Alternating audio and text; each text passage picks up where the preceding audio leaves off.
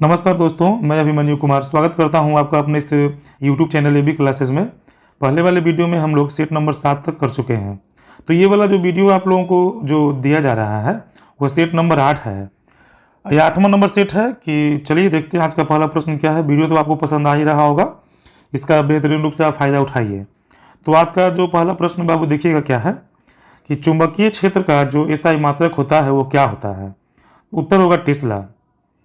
चलिए अगला प्रश्न है कि वस्तुओं से छोटा प्रतिबिंब बनाता है। कौन सा दर्पण में वस्तु से छोटा प्रतिबिंब बनता है।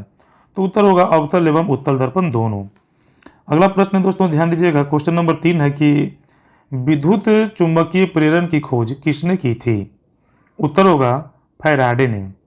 अगला प्रश्न है कि 20 ओम, 5 ओम तथा 4 ओम के प्रतिरोध समांतर क्रम में जोड़े जाएं तो समतुल्य प्रतिरोध क्या होगा।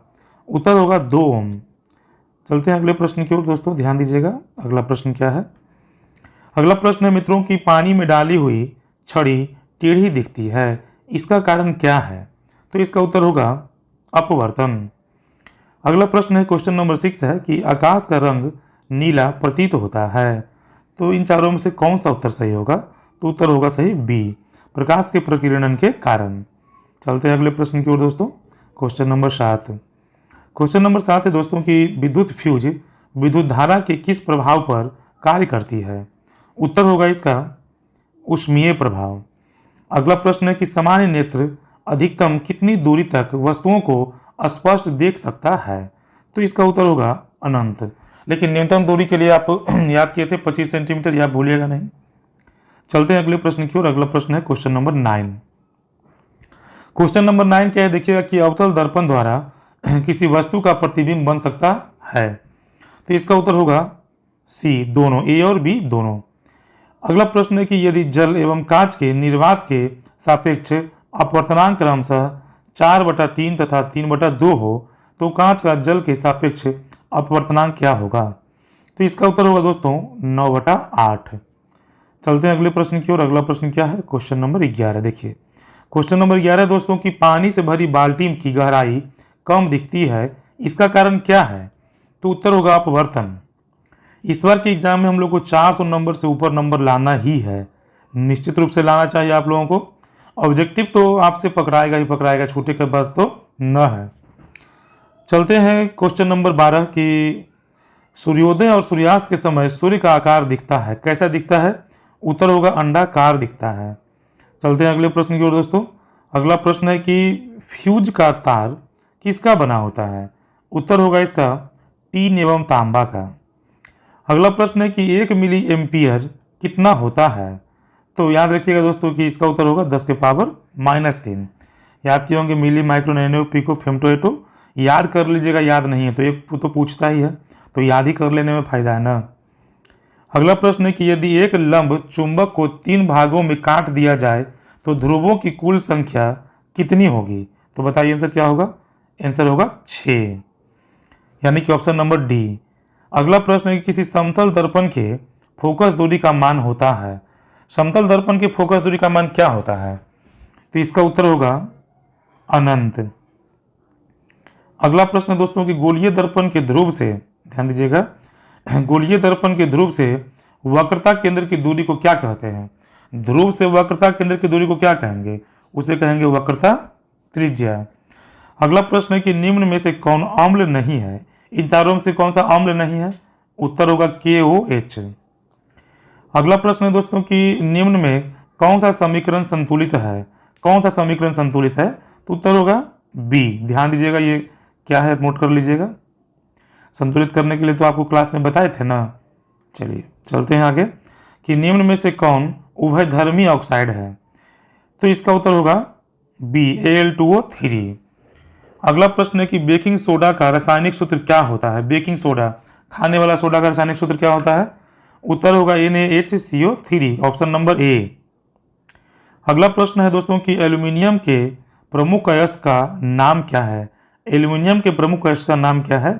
उत्तर होगा ए, बॉक्साइड। चलते हैं अगले प्रश्न की ओर दोस्तों। अगला प्रश्न है, ध्यान दीजिएगा, 23 नंबर क्वेश्चन है।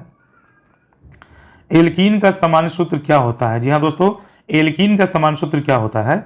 उत्तर होगा CnH2n, ऑप्शन नंबर ए सही होगा। अगला प्रश्न है कि संतृप्त यौगिक में अब क्या होते हैं संतृप्त यौगिक में, तो उत्तर होगा एकल बंधन होते हैं। अगला प्रश्न है दोस्तों कि निम्न में से किस तत्व के पास अधिकतम संयोजी इलेक्ट्रॉन है, उत्तर होगा पी, ऑप्शन नंबर बी। चलते हैं आगे कि अंगूर का किण्वन करना एक है, क्या है, तो उत्तर होगा इसका ए, रासायनिक परिवर्तन। अगला प्रश्न है क्वेश्चन नंबर 27, देखिएगा क्या है कि सोडियम हाइड्रोक्साइड का पीएच मान लगभग कितना होता है, तो इसका उत्तर होगा दोस्तों डी, 14। अगला प्रश्न दोस्तों कि निम्न में से किस धातु को किरोसिन में डुबाकर रखते हैं, तो इसका उत्तर होगा सोडियम, ऑप्शन नंबर ए। चलिए देखते हैं आगे कि क्वेश्चन नंबर 29 क्या है दोस्तों। क्वेश्चन नंबर 29 है कि बेंजीन का अणुसूत्र है, बेंजीन का अणुसूत्र क्या है, उत्तर होगा C6H6। अगला प्रश्न है दोस्तों कि मेंडलीव के तत्व वर्गीकरण का आधार क्या है, उत्तर होगा परमाणु द्रव्यमान। अगला प्रश्न है दोस्तों कि कार्बन आवर्त सारणी के किस ग्रुप का तत्व है, तो इसका उत्तर होगा 4 का ए, मतलब ऑप्शन नंबर ए। अगला प्रश्न दोस्तों कि निम्नलिखित में कौन लवण है, इन चारों में से लवण कौन है, तो उत्तर होगा K2SO4, ऑप्शन नंबर सी। देखते हैं क्वेश्चन नंबर 33 कि निम्न में कौन सी अभिक्रिया उत्क्रमणीय है, उत्तर होगा इसका ये वाला, ऑप्शन नंबर ए। चलते हैं अगले प्रश्न की ओर। क्वेश्चन नंबर 34 क्या कहता है, ध्यान दीजिएगा। क्वेश्चन नंबर 34 है कि क्षारक को जल में घोलने पर क्या मुक्त होता है, तो इसका उत्तर होगा ए, OH- या फिर हाइड्रोक्साइड मूलक भी इसे कह सकते हैं। चलिए चलते हैं अगले प्रश्न की ओर। क्वेश्चन नंबर 35, 15 क्वेश्चन और बच गया है, आराम से देखिएगा, ध्यान से देखिएगा। अगला प्रश्न दोस्तों कि रंध्र का मुख्य कार्य होता है, तो इसका उत्तर होगा डी, गैसों का विनिमय एवं वाष्पोत्सर्जन। चलते हैं अगले प्रश्न की ओर दोस्तों, इसको थोड़ा हम लोग छोटा कर लेते हैं, ऑप्शन दिख नहीं रहा है, ध्यान दीजिएगा। चलिए अब तो आपको दिख रहा होगा। क्वेश्चन नंबर 36 देखते हैं। क्वेश्चन नंबर 36 है कि निम्न में कौन अलैंगिक जनन की विधि है, तो इसका उत्तर होगा डी, इनमें से सभी। अगला प्रश्न है कि मनुष्य के शरीर की सबसे बड़ी ग्रंथि कौन है, तो इसका उत्तर होगा ए, लीवर या यकृत। अगला प्रश्न दोस्तों ध्यान दीजिएगा कि पौधे का कौन सा भाग, ये हम क्वेश्चन नंबर 38 के बारे में बोल रहे हैं, पौधे का कौन सा भाग धनात्मक गुरुत्वानुवर्तन प्रदर्शित करता है, तो इसका उत्तर होगा दोस्तों ए, जड़। अगला प्रश्न है कि मानव मादा जनन तंत्र का भाग नहीं है, तो इसका उत्तर होगा, ध्यान से सुनिएगा प्रश्न को, क्या है प्रश्न, मादा जनन तंत्र का भाग नहीं है, तो इसका उत्तर होगा शुक्राणु। अगला प्रश्न है कि मैग्नीशियम पाया जाता है, अब कहाँ पाया जाता है दोस्तों, तो इसका उत्तर होगा क्लोरोफिल में। चलते हैं अगले प्रश्न की ओर। क्वेश्चन नंबर 41, कुल किस राज्य की नहर सिंचाई की स्थानीय प्रणाली है, तो उत्तर होगा Uttar Pradesh, option number D. अगला प्रश्न है कि हाइड्रीला पौधे में रंध्र कहाँ पाए जाते हैं, तो इसका उत्तर होगा दोस्तों ऑप्शन नंबर डी, इनमें से कोई नहीं। चलते अगले प्रश्न की ओर। क्वेश्चन नंबर 43, ध्यान दीजिएगा। क्वेश्चन नंबर 43 क्या कहता है कि निम्न में से किस जैव रासायनिक प्रक्रिया द्वारा वायुमंडल में O2 एवं CO2 के बीच संतुलन बना रहता है, तो इसका उत्तर होगा सी, ए एवं बी दोनों के द्वारा, यानी कि श्वसन और प्रकाश संश्लेषण दोनों के द्वारा। अगला प्रश्न दोस्तों कि किसी परिस्थितिकी तंत्र के जैव घटक होते हैं, तो इसका उत्तर होगा डी, पौधे, जानवर, मनुष्य एवं सूक्ष्म जीव। 44 क्वेश्चन हो चुका है। अब हम लोग देखते हैं क्वेश्चन नंबर 45। क्वेश्चन नंबर 45 कहता है कि निम्नलिखित में कौन लैंगिक जनन संचारित रोग है, तो इसका उत्तर होगा दोस्तों, ध्यान से सुनिएगा, ए, एड्स। अगला प्रश्न है कि हार्मोन स्रावित होता है, तो बताइए इसका उत्तर क्या होगा, इसका उत्तर होगा ए, अंतःस्रावी ग्रंथि से। 47 नंबर क्वेश्चन है, मात्र 3 क्वेश्चन बच गया है, आराम से देखिए इसे। चलिए देखिएगा क्या है क्वेश्चन। अगला प्रश्न है दोस्तों, ध्यान दीजिएगा, इसको हम लोग इस तरह से हटा देते हैं, ध्यान दीजिएगा। अगला प्रश्न है कि पादप अपशिष्ट संचित रहते हैं, तो इसका उत्तर होगा डी, इन सभी में यानी कि पत्तियों में भी, छाल में भी, कोशिकीय रिक्तिकाओं में भी।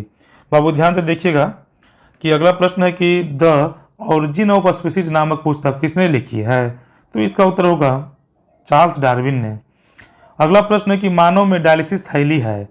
अब ध्यान से सुनिएगा, बड़ा ही महत्वपूर्ण सवाल है। उत्तर होगा नेफ्रॉन। और आज का अंतिम प्रश्न दोस्तों, क्वेश्चन नंबर 50 क्या कहता है? ध्यान से सुनिएगा, फूल में नर प्रजनन अंग होता है। तो इसका उत्तर होगा ए पुंकेसर। तो आज हम लोग 50 क्वेश्चन का आंसर कर चुके हैं। अगर आपको वीडियो पसंद आ रहा होगा तो अपने दोस्तों को बताइएगा और चैनल को सब्सक्राइब कर लीजिएगा, ताकि आपको समय समय पे इसी तरह के वीडियो उपलब्ध होता रहे दोस्तों। आज के लिए वीडियो में इतना ही दोस्तों। धन्यवाद। जय हिंद।